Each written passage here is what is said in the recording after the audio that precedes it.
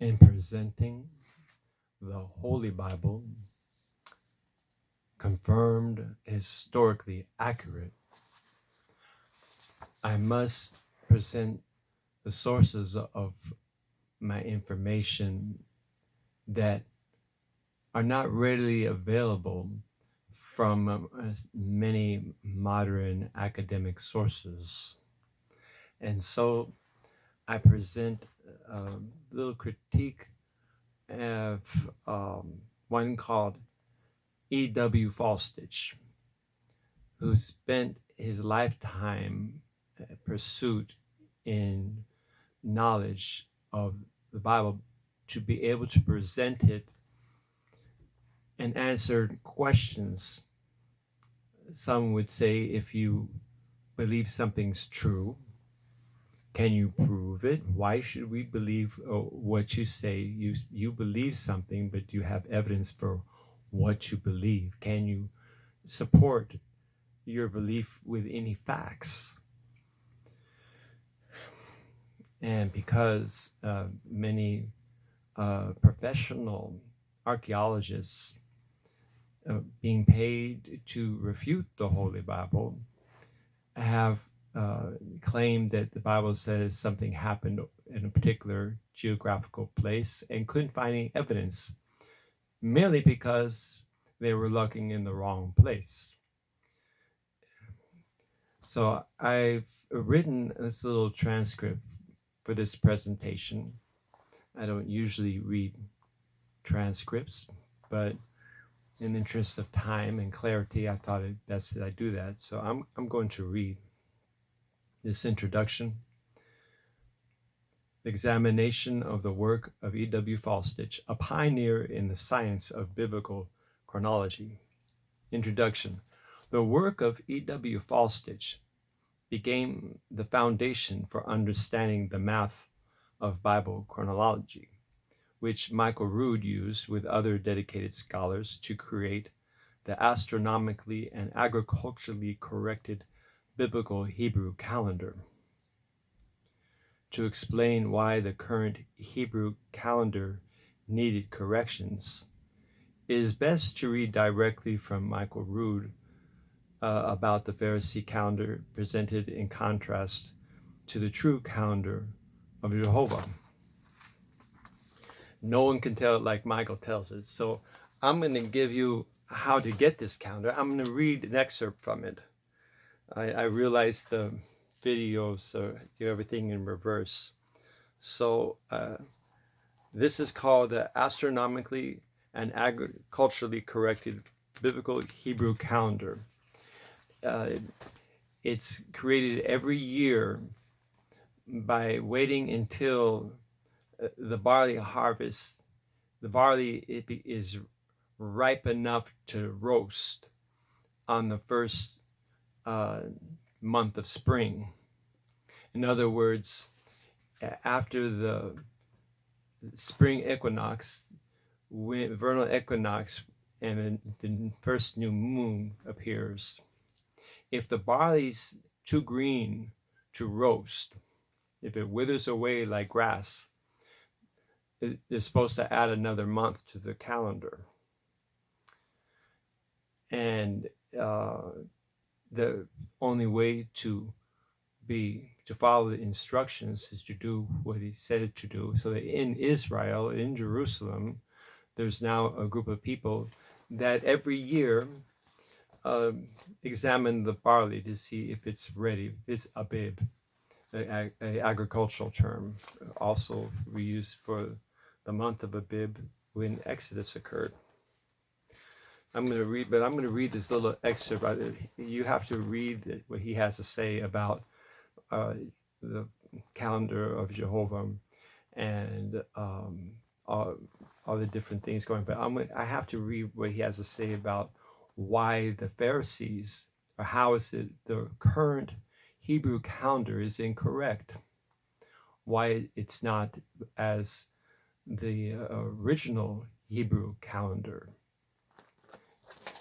And so I'm going to read directly from him, from Michael. And the Pharisee calendar. In the 4th century of the Common Era, CE, another calendar entered the picture. Okay, well, he just talked about the Creator's calendar, and he talked about how every year, the years are known by the Abib, when the barley's ripe and ready for harvest, and that's the solar calendar. But then every month we go by the moon to know when there's a new moon, the beginning of the month. And that night, as soon as the sun sets, that's the beginning of a new day. Not midnight. At sunset, the beginning of a new day is counted. So when Father created the sun, created the heavens, put the heavens in order, and caused there to be lights in the universe, it was at evening after the 3rd day. The 3rd day passed, and then came the nightfall, and that began the 4th day. And that's when Father created all these things. Faulstich has found that with astronomical data processing capacities of our modern computers, or actually in 1990, the computers he had then, the ones we have now, are better. So he found that there was one moment in time, and he wasn't the first. Other people found it before him. There was one moment in time when 5 closest planets to the sun plus our moon were aligned in a straight line. As Father spoke, he set them in their orbits, marching like soldiers. So anyway, I'm coming back to read Michael Rood's writing. In the 4th century of the Common Era, CE, another calendar entered the picture, this one being introduced by a group of exiled Pharisees. The Sanhedrin was evicted from the Temple Mount in the year 28 CE, and finally exiled by Rome for the crime of conspiring to pay witnesses to make a false report on their behalf. This incident is recorded in the Talmud and is also cited by Matthew in his 1st century chronicle of the life and ministry of Yeshua. Reading like this: some of the watch, a Roman guard assigned to secure the tomb of Yeshua, came into the city and declared unto the chief priests all the things that were done. That has to do with when the angel rolled away the stone and all. And when they, the priests, were assembled with the elders, the Sanhedrin, and had taken counsel together, they conspired to commit the fraud. They gave large money, or bribes, unto the soldiers, saying, ye bear false witness. His disciples came by night and stole him away while we slept, admitting the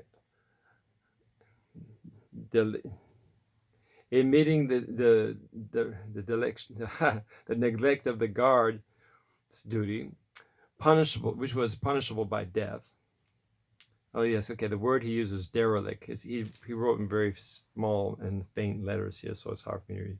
That they would have to admit the dereliction of the guard duty, and Roman guard would get killed for falling asleep on the job. So this is a lot that the high priests were asking them to do. Now, if this admission of sleeping on the posts comes to the governor's ears, to the attention of their commanding officer, we will persuade them. We'll persuade him. In other words, they said, we'll bribe him also and secure you. That means we'll admit our culpability, but we'll make sure you're covered. So they, the soldiers, took the money and did as they were instructed by the crooked Sanhedrin.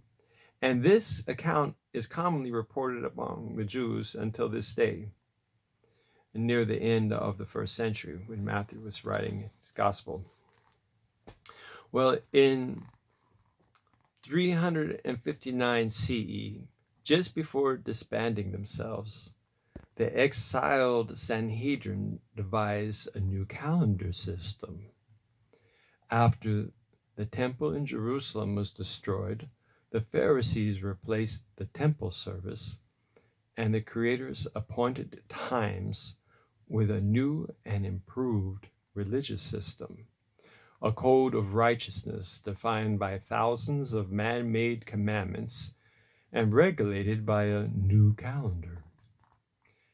As head of the 4th century Sanhedrin, Hillel II borrowed Babylonian mathematical calculations to determine the precise moment that the moon was in conjunction with the earth and the sun. This unobservable mathematical moment in time was used to determine the beginning of each month on the new Pharisee calendar. The Pharisees invented additional postponements so they could celebrate their adoption of the feast at their own convenience. They could now plan their religious activities months, years, and even centuries in advance. They completely disregarded the only criteria stipulated by the Almighty for determining the first month of the year, the Abib barley in the land of Israel. The commandment concerning the barley was unmistakably defined so that we could offer the first fruits of the barley harvest in a prophetically timely fashion and accurately count the omer to arrive at the first day after 7 Sabbaths, the 50th day, which we call Pentecost, the feast of Shavuot. However, instead of following the Torah's instructions concerning the barley harvest, the Pharisees arbitrarily added a 13th month 7 times every 19 years, and then altered the method of counting the omer in order to camouflage its messianic significance and fulfillment by Yeshua. The Pharisees calculated their new calendar 2,000 years into the future, then admittedly hid the book of genealogies so that anyone outside their circle would have no way to calculate the current elapsed time from creation. They changed the head of the year, Rosh Hashanah, from the first day of the month of the Abib to the first day of the 7th month, Tishri, and removed 240 and a half years from the total elapsed time calendar. Only a chosen few would know when the 7th millennium would actually arrive to herald the time of Jacob's trouble. The last official act of Hillel II, the head of the exiled Pharisee Sanhedrin, was to accomplish the very thing about which the prophet Daniel warned. He shall proclaim commandments opposing the Almighty and continually harass the saints of the Most High, and calculate to change appointed times and Torah laws. Daniel 7:25. Through the institution of the new Pharisee calendar, the appointed times of Jehovah were officially nullified and systematically replaced by the appointed times of men. Again, I'm reading from Michael Rood's astronomically and agriculturally corrected biblical Hebrew calendar in the notes. And how you can get this, you can order it online, www.abroodawakening.tv. You could call on the phone 888-766-3610, or you can write Post Office Box 1559, Fort Mill, South Carolina 29716, the zip code. Okay, back to Faulstich. Like asking Michael Rood's team where the data was to receive to determine FC years from creation.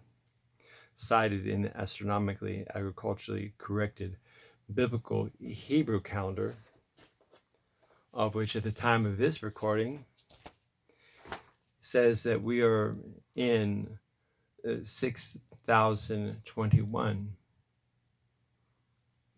years from creation.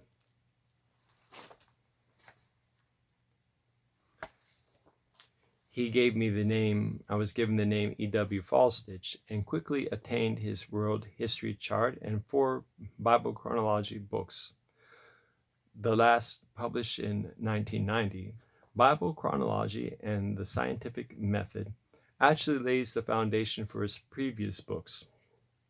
History, Harmony, and the Hebrew Kings, 1986. History, Harmony, and Daniel, 1988. History, Harmony, the Exile and Return, in 1988.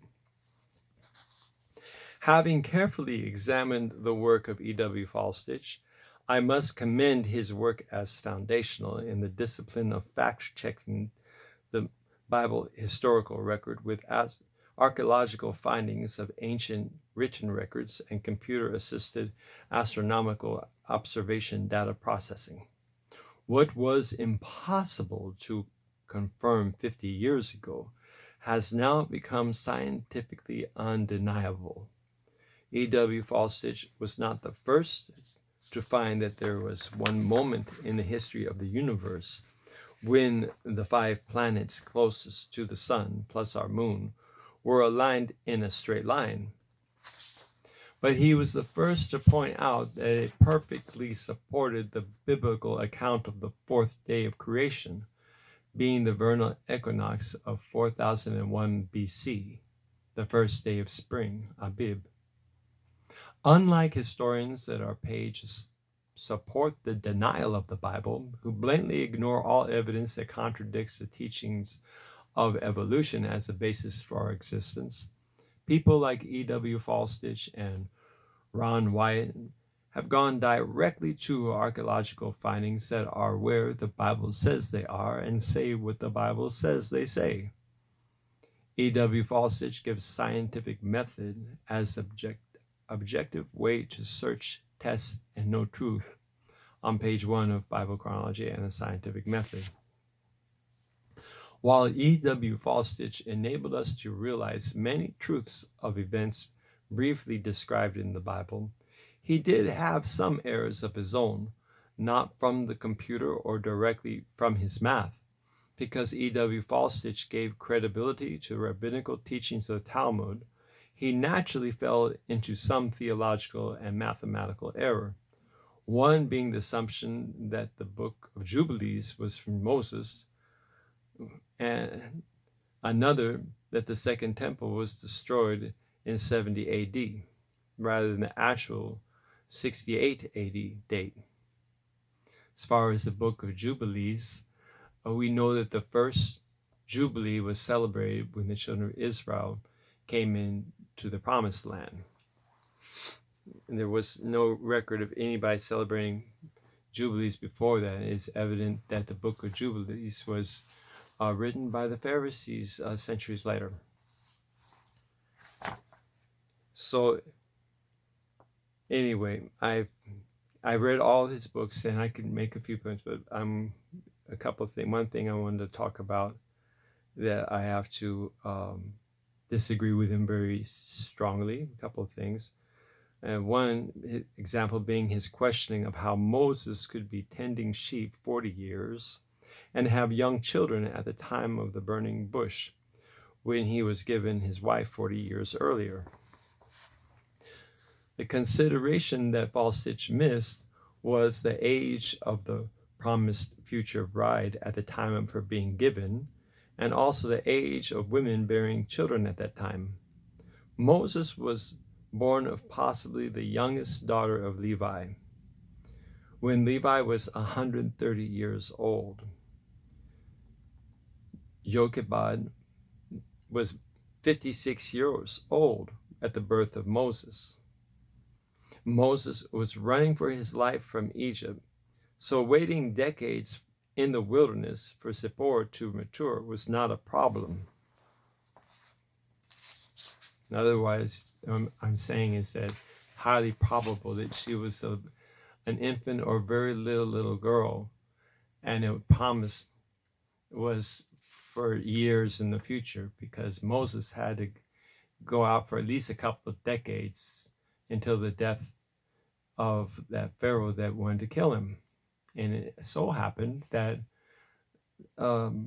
at the death of that Pharaoh was when Father came to him in the burning bush.